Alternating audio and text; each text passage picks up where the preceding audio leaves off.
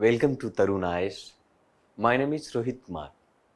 आज हम बात करेंगे 7 सितंबर 2022 की करंट अफेयर जो कि द हिंदू और इंडियन एक्सप्रेस से लिया हो। हमारे एग्जाम के लिए बहुत ही महत्वपूर्ण है। आज की जो सबसे प्रमुख जो खबर है, जो कि अक्सर मैं पिछले वीडियो में भी इसके बारे में जिक्र किया था। आप सभी को पता है कि भारत के प्रधानमंत्री और बांग्लादेश के प्रधानमंत्री के बीच में समझौता हुआ है। हमारी बांग्लादेश की प्रधानमंत्री शेख हसीना भारत आई हुई हैं। तो भारत और बांग्लादेश के बीच में व्यापार और सीपीए को बढ़ावा देने के लिए काफ़ी कुछ किया गया है। ये हमारा न्यूज़ जो है द इंडियन एक्सप्रेस से लिया गया है, जो हमारे एग्जाम में भारत और उसके पड़ोस और अंतर्राष्ट्रीय संबंधों से प्रश्न इससे बन सकते हैं। चलिए चर्चा करते हैं कि आखिर ऐसा क्या इस समझौता के दौरान में कहा गया है। इस समझौता के दौरान में मुख्य रूप से 7 चीजों पर भी बात की गई है। सबसे बड़ी बात कहा जाए, सबसे प्रमुख अगर मुद्दे की बात की जाए तो बांग्लादेश के प्रधानमंत्री ने हाल ही में कहा था कि भाई भारत और बांग्लादेश की जो जल स्तर विवाद है, जल से संबंधित विवाद हो या इस तरीके की जितने भी विवाद हैं, उसको द्विपक्षीय मुद्दाओं के तहत उसको सुलझा लेना चाहिए। ये बात सत्य है। बांग्लादेश के प्रधानमंत्री ने हाल ही में आपने देखा कि भारत और बांग्लादेश में जो तीस्ता जल विवाद हुआ करता था, वो तीस्ता जल विवाद सहित सभी द्विपक्षीय मुद्दों को सुलझाने चाहिए, ऐसा उनकी राय थी। दोनों देशों में एक कुशियारा नदी के लिए भी एक अंतरिम जल बंटवारा समझौते पर भी हस्ताक्षर किया गया। दूसरी बात है कि गंगा जल समझौता 1996 के समापन के बाद इस तरह का ये पहला समझौता है जो भारत और बांग्लादेश के बीच में किया गया है। तो ये प्रमुख बातें हैं।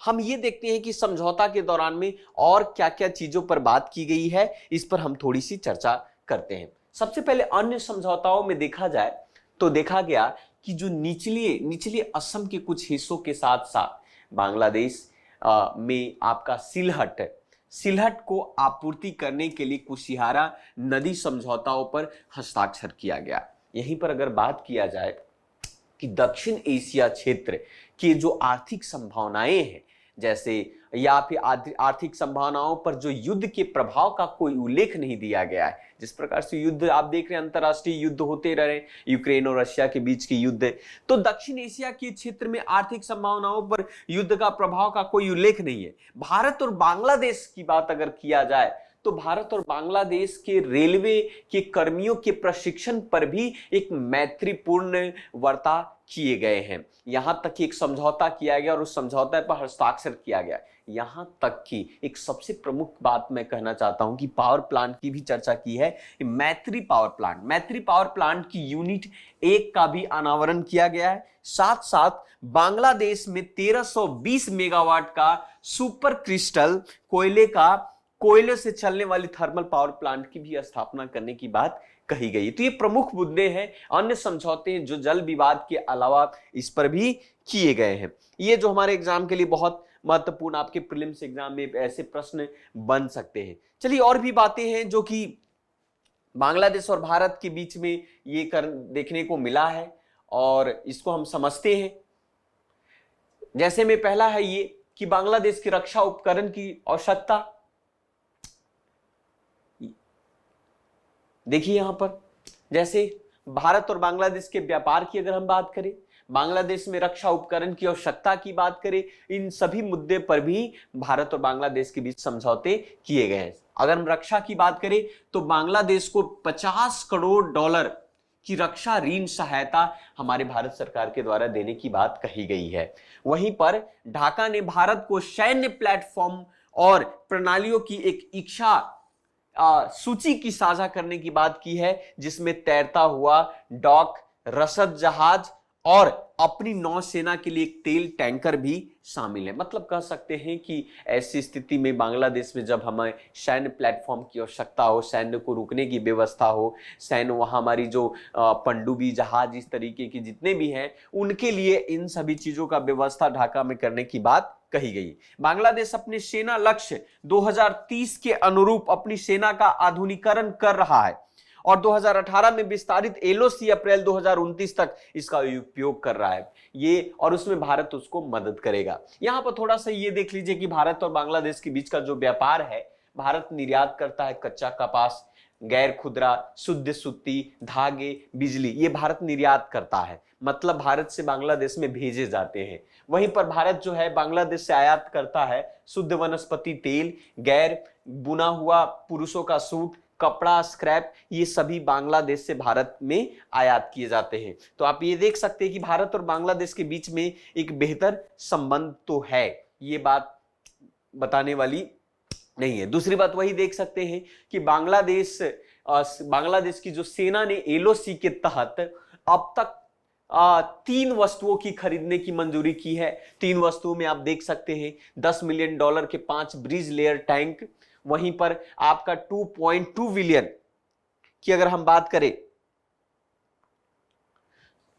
$10 मिलियन के आपका 5 ब्रिज लेयर टैंक जो है खरीदने की बात की गई है। वहीं पर 2.2 मिलियन के 7 पोर्टेबल स्टील ब्रिज और $2.2 मिलियन की 11 माइन प्रोटेक्टिव व्हीकल्स आपको खरीदने की बात कही गई है। वहीं पर उच्च प्रौद्योगिक क्षेत्रों में भी काफी सहयोग है, जैसे सूचना प्रौद्योगिकी में भारत सहयोग करेगा, साइबर स्पेस हुआ, उपग्रह अंतरिक्ष हो गया, रख रखाव, ये सब, स्थानीय रक्षा उद्योग, ये सभी बांग्लादेश के समझौता, भारत और बांग्लादेश के बीच के समझौता में ऐसा देखने को मिला है। अब बात करते हैं थोड़ी द्विपक्षीय व्यापक आर्थिक भागीदारी समझौता की, जिसको आप CEPA आप कहते हैं। CEPA के तहत यह कहा गया कि आप इसमें देख सकते हैं कि 2021-22 में बांग्लादेश दक्षिण एशिया में भारत का सबसे बड़ा व्यापार का भागीदार बना। यह बात CEPA द्विपक्षीय व्यापक के तहत दिखा है। दुनिया भर में भारतीय निर्यात के लिए चौथा सबसे बड़ा गंतव्य है, दुनिया भर में भारतीय निर्यात के लिए चौथा सबसे बड़ा गंतव्य है। और वित्त वर्ष 2021 से 22 में अगर देखा जाए तो बांग्लादेश को भारत ने करीब 66% से भी अधिक उन्होंने बांग्लादेश को निर्यात किया, जो $16.15 बिलियन का वो निर्यात होगा, चाहे वस्तु किसी भी प्रकार का वस्तु है, कच्चा माल हुआ, आपका कपड़ा हुआ, जो भी हो आपका। भारत और बांग्लादेश की बात करें तो भारत बांग्लादेश का दूसरा सबसे बड़ा व्यापार भागीदारी है और एशिया का सबसे बड़ा निर्यात बाजार है बांग्लादेश। तो ये द्विपक्षीय व्यापक आर्थिक भागीदारी समझौता के दौरान आप इस चीजों को देख सकते हैं। लेकिन वहीं पर अगर हम बात करें कि CP का मेन उद्देश्य क्या है, इसके पीछे की थोड़ी सी वक्तव्य को देखा जाए तो कहा जा सकता है कि जो CPA है ये आपका वस्तु सेवा निवेश में व्यापार पर ध्यान केंद्रित करने की संभावना करता है, जिसका मेन मकसद है कि दोनों देशों के बीच व्यापार अंतर को कम करना, अधिक से अधिक एक दूसरे देशों के बीच में व्यापार संभव है और भारत और बांग्लादेश के बीच में जो हमारी रिश्ते, हमारा जो रिलेशनशिप है दिन पर दिन मजबूत होता जाए। वहीं पर द्विपक्षीय समझौताओं में अगर देखा जाए तो 2015 के भारतीय प्रधानमंत्री की बांग्लादेश यात्रा के दौरान ऑटो नवीकरण प्रावधान के साथ 5 वर्षों की अवधि के लिए नवीनकृत किया गया था। वहीं पर दक्षिण एशियाई मुक्त व्यापार क्षेत्र, जिसको आप साफ्टा कहते हैं, उसमें आपका बांग्लादेश 993 वस्तुओं की संवेदनशील सूची से बाहर भारतीय निर्यात के लिए तय शुल्क की थी। तो ये बहुत सारी चीजें जो हैं भारत और बांग्लादेश के बीच में एक स्थापित किए गए हैं ताकि भारत और बांग्लादेश के बीच में संबंध और भी बेहतर रहे। तो ये था आपका भारत और बांग्लादेश के बीच के समझौता से संबंधित जो हमारे GS सेकंड के लिए बहुत ही महत्वपूर्ण हो सकता है। चलिए हम बात करते हैं नेक्स्ट न्यूज पर।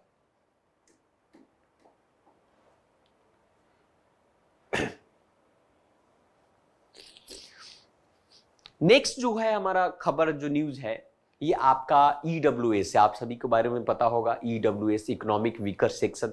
तो सुप्रीम कोर्ट ने यहां कहा है, उच्चतम न्यायालय ने, केंद्र ने राज्यों में EWS कोटा को संबंधित चिंताओं को दूर करने के लिए कहा है। द हिंदू का न्यूज है और ये आप देख सकते हैं कि भारत के संविधान आप या GS सेकंड में जो 103 संवैधानिक संशोधन था उसके तहत EWS को लाया गया था। इसके बारे में थोड़ी सी हम चर्चा कर लेते हैं।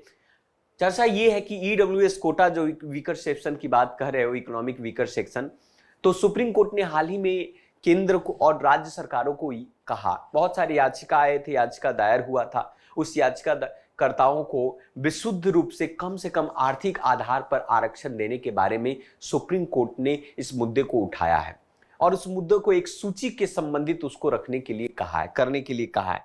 आप सबसे पहले इस बात को हम समझ ले कि जो हमारा वीकर सेक्शन EWS जो है ये 103 के तहत आपको हमारे संविधान के अंदर में इसकी मान्यता दी गई थी। लेकिन इसकी सबसे बड़ी चिंता यह है, एक बड़ी चिंता यह है कि यह एक अनुसूचित जाति और अनुसूचित जनजाति और सबसे गरीब सामाजिक और शैक्षणिक रूप से पिछड़े वर्गों को इसके दायरे से बाहर करने के लिए संविधान के मूल ढांचे का उल्लंघन किया है। अब हम बात करेंगे कि भाई मूल ढांचे का उल्लंघन कैसे हुआ है, तो ये बातें कहेंगे कि जो CJI हैं, आपका चीफ जस्टिस ऑफ इंडिया आपके के अगुवाई वाली 5 जजों की बेंच में 103वें संविधान संशोधन की वैधता पर विचार करने की बात कही गई है कि भाई इसको फिर से एक बार विचार करने की जरूरत है कि ईडब्ल्यूएस कोटा जो है सही है या नहीं सही है। वहीं पर सरकारी नौकरियों और शैक्षणिक संस्थानों में समाज के आर्थिक रूप से कमजोर वर्ग ईडब्ल्यूएस को 10% आरक्षण प्रदान करता है। ये ईडब्ल्यूएस के तहत आपको 10% आपको आरक्षण प्रदान करता है। लेकिन वास्तविक रूप से इस पर विचार करने की जरूरत है, क्या ये ईडब्ल्यूएस जो है संवैधानिक रूप से सही है या नहीं है। ये हमारे संविधान की अगर हम बात करें तो 103 के कैटेगरी में आता है। तो ये पूरी बातें ईडब्ल्यूएस से संबंधित है और फिर से सुप्रीम कोर्ट ने कहा कि इस पर विचार करने की आवश्यकता है। तो आज था ये 2 सबसे प्रमुख इंपॉर्टेंट न्यूज जो कि द हिंदू और इंडियन एक्सप्रेस से लिया गया था, जो हमारे एग्जाम के लिए बहुत ही महत्वपूर्ण था। So thank you very much, मिलते हैं नेक्स्ट वीडियो में। Thank you.